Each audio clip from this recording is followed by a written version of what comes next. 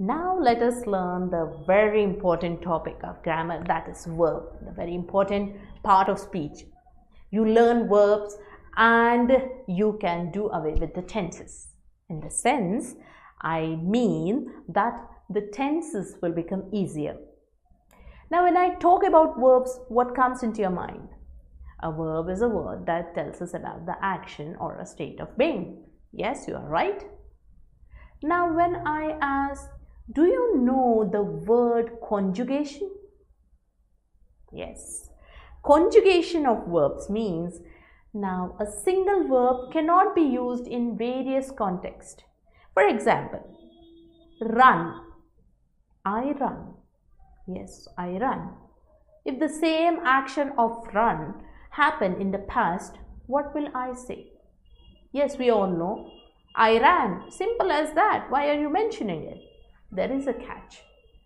See, when we are talking about the conjugation forms or the conjugated forms, many of us do not know what they are.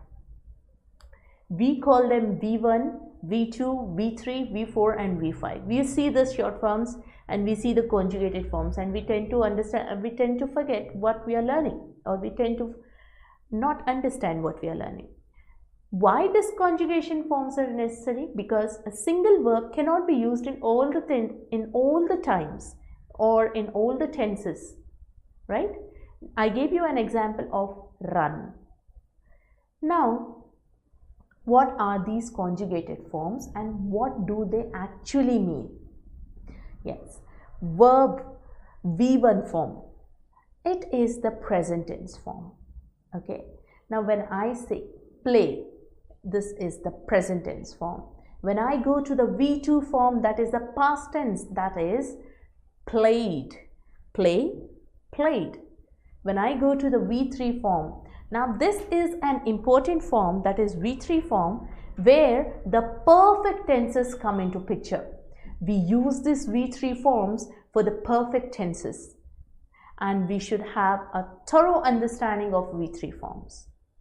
Yes, majority of times we come across V3 forms or the perfect tenses forms which are similar to that of past tense. But when we are using them in tenses, we club them with the auxiliary verbs. Let us see that later. Let me not confuse you with that. Let me say V3 forms usually are most of the times. I don't say all the times or all of the verbs. I say most of the times we come across, they are just like the past tense forms. But we see a change in them also. I will give you an example. First, let us see this. Play, played, and the V3 form is played. And then when I go to the V4 form, now what is this V4 form? V4 form is very important. That is the third person singular. You might wonder, what is third person singular you're talking about? I am the first person who is talking to you. You are the second person who is listening to me. And I and you are talking about someone else, and that happens to be the third person. Now, the third person singular itself suggests it is single, a single person. Okay, now you have to have a thorough understanding of this, because when you are doing the subject verb agreement, it comes quite handy. Okay, so when I say play, played, played, V4 form as plays, just S. I am adding just S to it. And then the V5 form is the gerund or ing form or the present participle form. The present participle form is playing. Okay. Now let me take another kind of verb. Okay. Eat. Very simple one. What is the past tense of eat? Ate. Now what will you do for the V3 form? The past participle form. Yes, it is eaten. Remember, you use this word? Yes, it's eaten. It is V3 form.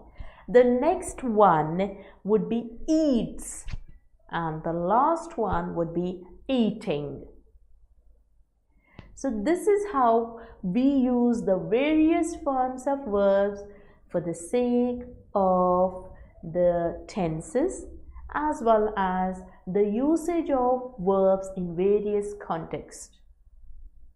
Now we shall see some more concepts related to verb which are really important in the next video.